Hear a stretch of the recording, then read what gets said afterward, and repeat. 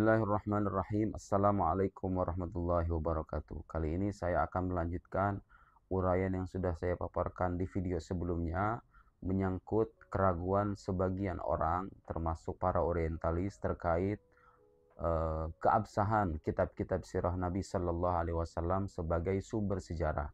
Saya katakan sebelumnya bahwa sejarah hidup Nabi Muhammad Sallallahu Alaihi Wasallam itu sebagian besarnya tersampaikan kepada kita melalui sejarah lisan dengan riwayat-riwayat yang terhampar dalam kitab-kitab hadis, kitab-kitab sirah, dan kitab-kitab yang semisal.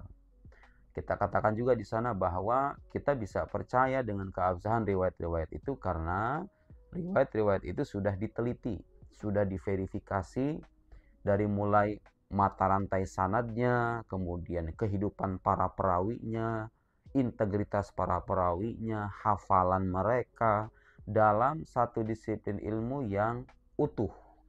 Jadi penerimaan kita terhadap riwayat, kalau dikatakan ini riwayat sahih, ini riwayat lemah, ini riwayat palsu, itu dasarnya bukan hanya keimanan, tapi dasarnya adalah penelitian berdasarkan kaidah ilmu riwayat. Oke? Yang jadi pertanyaan kita sekarang adalah, apakah sejarah yang didasarkan pada riwayat lisan itu sah dijadikan sebagai pijakan ilmiah? Karena sebagian orang di luar sana ada yang suka mendasarkan penelitian sejarah itu pada data-data material, data-data tertulis, dan kita tidak mengingkari. Kita tidak mengingkari data material atau data tertulis sebagai data yang bisa dipertimbangkan. Tapi yang kita ingin catat adalah itu bukan satu-satunya data yang valid. Jadi sejarawan muslim itu tidak mengingkari dan tidak menolak bukti-bukti arkeologis, bukti-bukti tertulis. Hanya saja kita tidak bisa membatasi. Kenapa tidak bisa membatasi? Ya karena pengetahuan itu nggak selamanya diperoleh dengan materi, dengan data tertulis. Saya sudah katakan sebelumnya bahwa sesuatu yang tidak tertulis itu bukan berarti nggak ada. Andaikan misalnya Anda lahir di suatu tanggal, di suatu tahun, kemudian Anda tidak sempat mencatat tanggal itu, kemudian catatan itu baru datang belakangan, kan nggak berarti Anda itu nggak terlahir. Anda terlahir, cuman nggak ada catatannya waktu itu. Sesederhana itu logikanya. Jadi sesuatu yang tidak tertulis bukan berarti tidak ada. Sesuatu yang tidak tertulis bukan berarti tidak historis. Karena data sejarah tidak selamanya tertulis. Data sejarah juga bisa berasal dari periwayatan lisan, apalagi kalau disampaikan oleh orang banyak. Oke, sekarang mari kita jawab pertanyaan tadi. Apakah sejarah itu bisa didasarkan pada sejarah lisan, periwayatan lisan? Jawabannya bisa dengan beberapa alasan. Satu,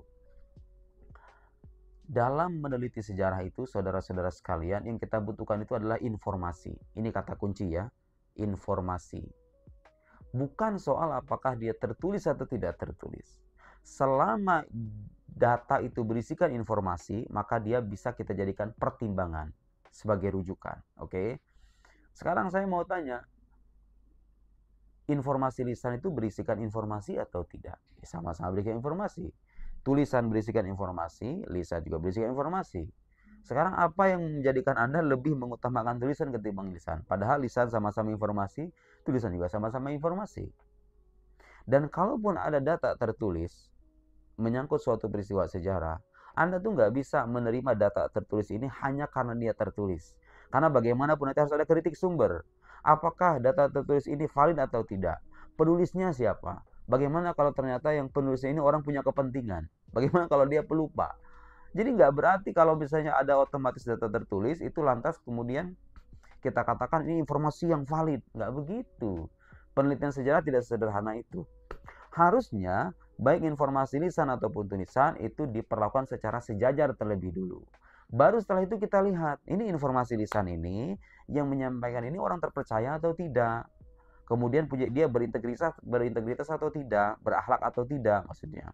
Kemudian kalau perlu hafalannya dicek kuat atau tidak. Bagaimana kesaksian orang-orang tentang sosok ini gitu kan. Jadi saya juga heran kenapa ada sebagian orang yang membatasi informasi sejarah itu pada data tertulis saja. Wong data tertulis itu sangat mungkin mengalami distorsi, kesalahan, dan lain-lain. Jadi poin saya adalah suatu informasi itu tidak diterima atau ditolak hanya karena dia tertulis atau tidak tertulis. Yang menjadikan kita menerima informasi atau tidak itu adalah kelayakan informasi itu sendiri, gitu loh. Jadi, baik dia tertulis atau tidak tertulis, selama informasi ini layak, bersandar pada data yang valid, sanad periwayatannya jelas kalau berupa riwayat, kemudian perawinya terbukti terpercaya, hafalannya kuat, tidak mengandung cacat, tidak bertentangan dengan informasi lain yang lebih sahih, maka nggak ada alasan bagi kita untuk tidak menerima. Karena sama-sama informasi. Sama-sama informasi. Inilah pentingnya belajar epistemologi ya. Epistemologi itu satu cabang dalam filsafat yang membahas tentang pengetahuan. Pengetahuan itu sebetulnya apakah pengetahuan material saja atau pengetahuan itu tidak hanya terbatas pada materi. Nah, bagi kaum materialis, disadari atau tidak, orang-orang yang suka membatasi pengetahuan sejarah yang valid itu pada pengetahuan tertulis atau pengetahuan yang didukung oleh bukti material, dia itu sebetulnya sudah terjebak dalam epistemologi kaum materialis. Konsep pengetahuan yang dibangun oleh kaum materialis. Seolah-olah kalau tidak ada materinya itu nggak ada. Nah, orang muslim itu nggak akan punya logika semacam itu. Karena bagaimanapun, kalau kita belajar epistemologi, sarana pengetahuan itu bukan hanya panca indera. Kan panca indera yang bisa mengakses materi. Bukan hanya panca indera tadi pengetahuan itu. Ada pengetahuan bersumber dari akal, ada juga khobar shadiq. Informasi yang jujur, informasi yang valid. Di antara khobar shadiq itu adalah khobar mutawatir. Nah, sekarang saya ingin berikan logika sederhana kepada Anda semua untuk mengukuhkan apa yang tadi saya katakan, bahwa sejarah tidak selamanya harus didasarkan pada bukti tertulis. Andaikan ada sebuah peristiwa datang kepada Anda, informasi terkait sebuah peristiwa datang kepada Anda, misalnya mengabarkan bahwa saudara Anda pulang dari haji.